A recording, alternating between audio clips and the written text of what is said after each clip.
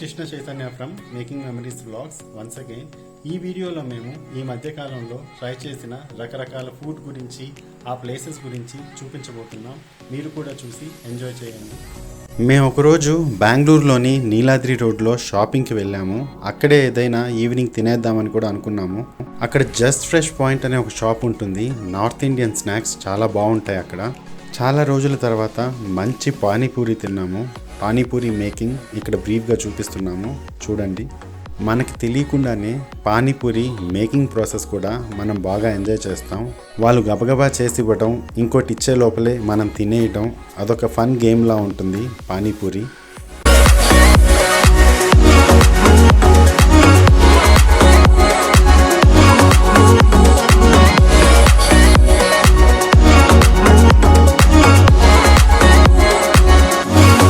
ఒక్కోసారి పానీపూరి తినేటప్పుడు ఎన్ని తిన్నామో కౌంట్ కూడా చేసుకోము. లాస్ట్లో పానీ లేకుండా డ్రైగా ఒక సూకా పూరి ఇచ్చేటప్పటికి ఇక అయిపోయింది అని అర్థమైపోతుంది. ఆ టేస్ట్ కూడా చాలా బాగా ఉంటుంది. ఇక ఆ రోజు డిన్నర్ ఏమీ అనుకోలేదు, స్నాక్సే కొంచెం హెవీగా తిన్నాము. ఒక వెజ్ శాండ్విచ్ తీసుకున్నాము. ఇంకా నాకు చాలా బాగా ఇష్టమైన రాజ్ కచోరీ ఒకటి తీసుకున్నాము. ఇక్కడ రాజ్ కచోడీని చూడండి ఎంత బాగా ప్రిపేర్ చేసి డెకరేట్ చేసి ఇచ్చారో. టేస్ట్ కూడా అంతే బాగుంది. ఇక ఆఖరుగా సమ్మర్ కాబట్టి ఒక salt and sweet lime juice కూడా ఆర్డర్ చేసుకున్నాం. ఈ జస్ట్ ఫ్రెష్ పాయింట్ అనే షాప్లో నార్త్ ఇండియన్ స్నాక్స్తో పాటు స్వీట్స్ కూడా చాలా బాగుంటాయి. జిలేబీ అయితే ఫ్రెష్గా చాలా బాగా చేసిస్తారు. నేను అప్పుడప్పుడు వెళ్ళి తెచ్చుకుంటుంటాను. మేఘనా బిర్యానీ అనేది బెంగళూరులో బాగా ఫేమస్. మా ఆఫీస్లో ఏ పార్టీస్ ఉన్నా మోస్ట్లీ అక్కడి నుంచే బిర్యానీ ఆర్డర్ చేసుకుంటాం. కానీ అసలు రెస్టారెంట్కి అయితే వెళ్ళి ఎప్పుడూ భోంచేయలేదు.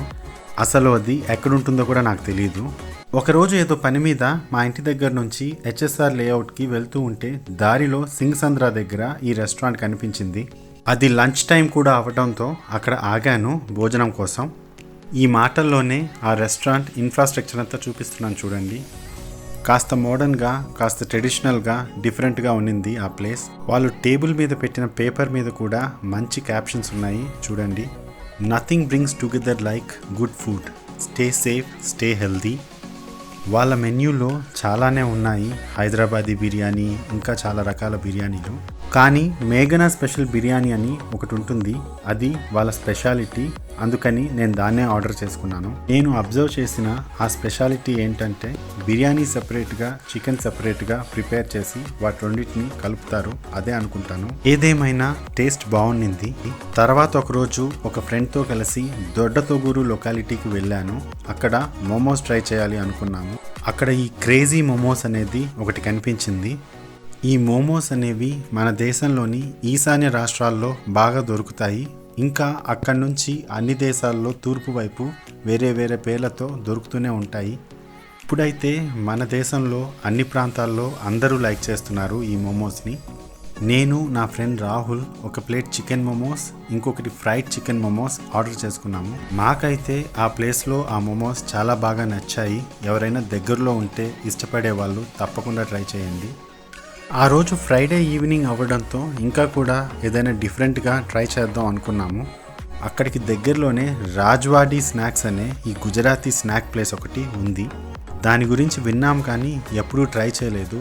ఆ కనిపిస్తున్న స్నాక్స్ అన్నీ గుజరాత్లో మాత్రమే తయారయ్యేవి, ఇంకెక్కడ దొరకవు. సో వీళ్ళు అవన్నీ ఇక్కడికి తెచ్చి అమ్ముతున్నారు.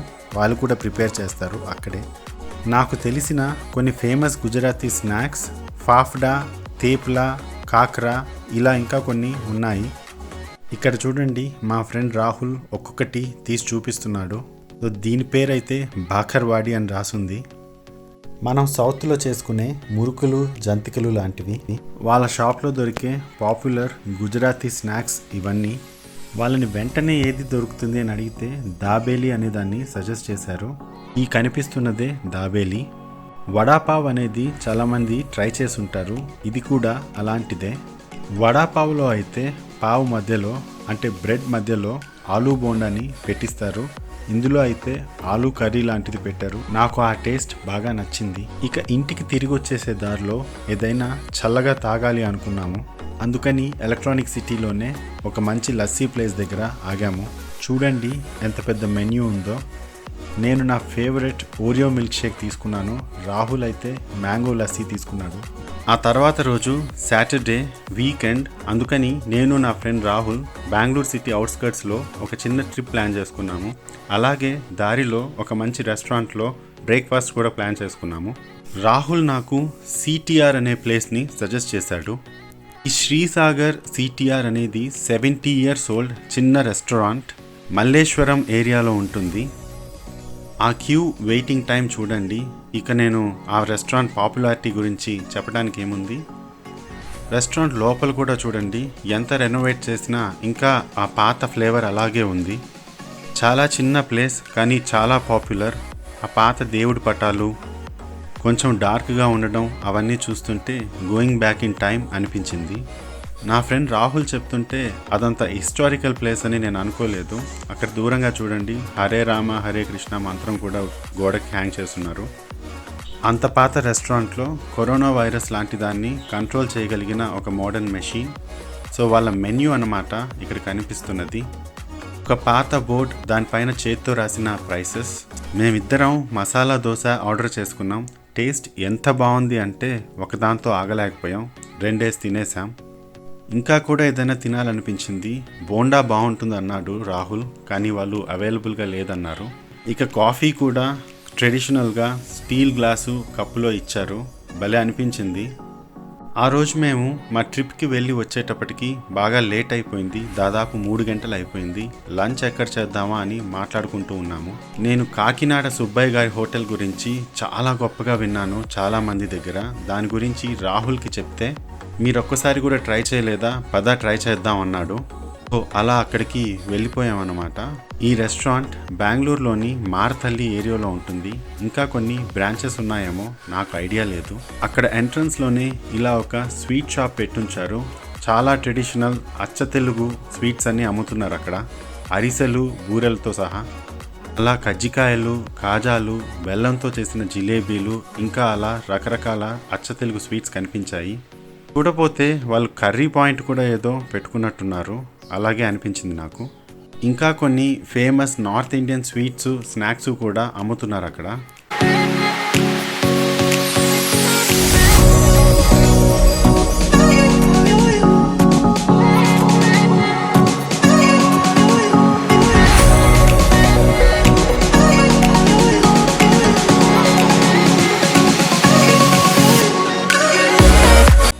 ఇక్కడ చూడండి, కలర్ఫుల్గా స్టైలిష్గా ఫ్రిడ్జ్లో పెట్టి గోలీ సోడా కూడా అమ్ముతున్నారు.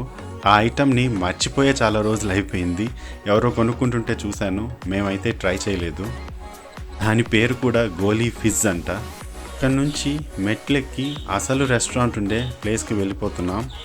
నేను ఈ రెస్టారెంట్ని ఇంకొంచెం ట్రెడిషనల్ స్టైల్లో ఎక్స్పెక్ట్ చేశాను, కానీ మోడర్న్గానే ఉండింది. వీకెండ్ అవడంతో చాలా బిజీగా ఉండింది. కొంచెం సేపు వెయిట్ చేయాల్సి వచ్చింది. ఇక్కడ కనిపిస్తున్నది వాళ్ళ వెయిటింగ్ రూమ్. రకరకాల ఫుడ్ ఐటమ్స్ ఫొటోస్తో ఉండింది ఆ ప్లేస్ అంతా. మధ్యలో ఉన్నది సుబ్బయ్య గారే అనుకుంటాను, ఫౌండరు ఈ రెస్టారెంట్కి. సో అక్కడ కాసేపు వెయిట్ చేశాము. ఈ కాకినాడ సుబ్బయ్య గారి హోటల్ ప్యూర్ వెజిటేరియన్ రెస్టారెంట్. చాలా డిషెస్ సర్వ్ చేస్తారు, అదే వాళ్ళ స్పెషాలిటీ. ఇక్కడ కనిపిస్తున్నది వాళ్ళ మెన్యూ అన్నమాట. ఇలా ట్రెడిషనల్గా అరిటాకు వేసి ఎన్ని రకాల డిషెస్ పెట్టారో చూడండి. అన్నీ అచ్చ తెలుగు ట్రెడిషనల్ డిషెస్. బూరె, గారె, కేసరి, బజ్జీ ఇలాంటివి.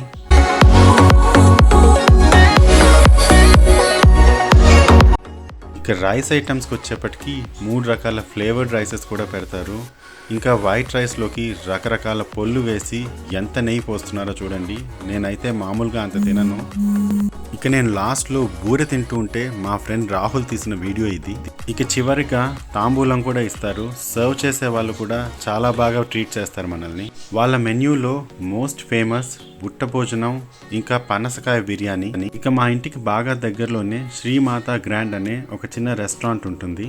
అక్కడ టిఫిన్ ఐటమ్స్ బాగుంటాయి.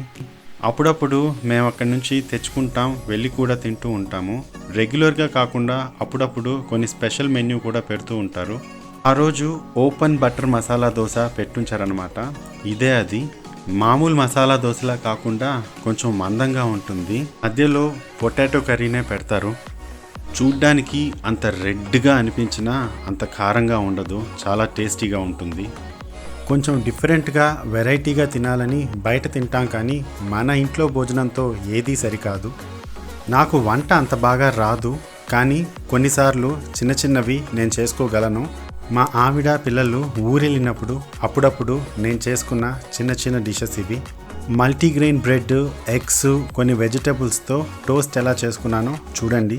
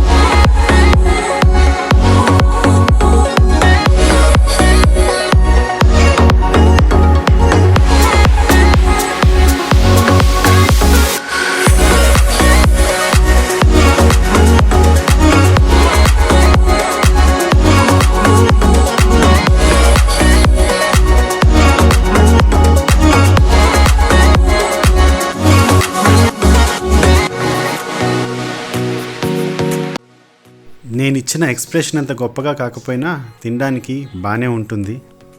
ఇంకోసారి ఇంట్లో క్యాబేజ్, ఆనియన్స్ మాత్రమే ఉంటే నేను చేసుకున్న ఫ్రైడ్ రైస్ రెసిపీ ఇది. ఫ్రిడ్జ్లో మా ఆవిడ వాడే ఈ చైనీస్ సాసులు దొరికాయి, వాటిని కూడా నాకు తోచినట్లు వాడేశాను. ఆ తర్వాతి ప్రొసీజర్ కూడా బ్రీఫ్గా చూసేయండి.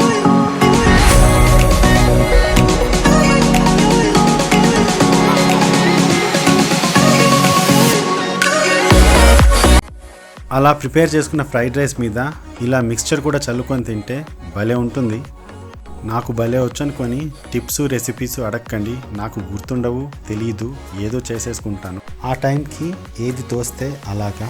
ఎన్ని తిన్నా ఎన్ని చేసుకున్నా అమ్మ చేసి పెట్టే భోజనంతో ఏది సరికాదు కదా. అలా నేను చాలా రోజుల తర్వాత మా ఇంటికి వెళ్ళినప్పుడు మా అమ్మ నా కోసం చేసి పెట్టిన భోజనం ఇది. ఈ ఫీలింగ్ అందరికీ ఒకటే ఉంటుంది. ఇప్పటిదాకా కొంచెం హై క్యాలరీ ఫుడ్ చూశారు కాబట్టి ఈ ఇన్ఫ్యూజ్డ్ వాటర్ని చూడండి. సమ్మర్లో మా ఆఫీస్లోని కాఫీ ప్లేస్లో వీటిని పెట్టించారు. రకరకాల ఫ్రూట్స్, మింట్ లీవ్స్ అన్నీ కలిపి వాటి ఎక్స్ట్రాక్టెడ్ వాటర్ అన్నమాట ఇవి. చూడ్డానికి కూడా బాగున్నాయి కదా, అందుకని ఇలా వీడియోస్ తీసి పెట్టుకున్నాను. యథావిధిగా మీకు కూడా చూపిస్తున్నాను. రోజు 2 గ్లాసులు ఇవి తాగితే హాయిగా ఉంటుంది. మీరు కూడా చూసి ఎంజాయ్ చేయండి. ఇకపోతే మా బ్లాగ్స్ని చూస్తూ ఉండండి, లైక్ చేయండి, మంచి కామెంట్స్ కూడా ఇవ్వండి. ఎవరైనా మొదటిసారి చూస్తూ ఉంటే తప్పకుండా సబ్స్క్రైబ్ చేసుకోండి, ఇంకా బెల్ ఐకాన్ కూడా క్లిక్ చేయండి.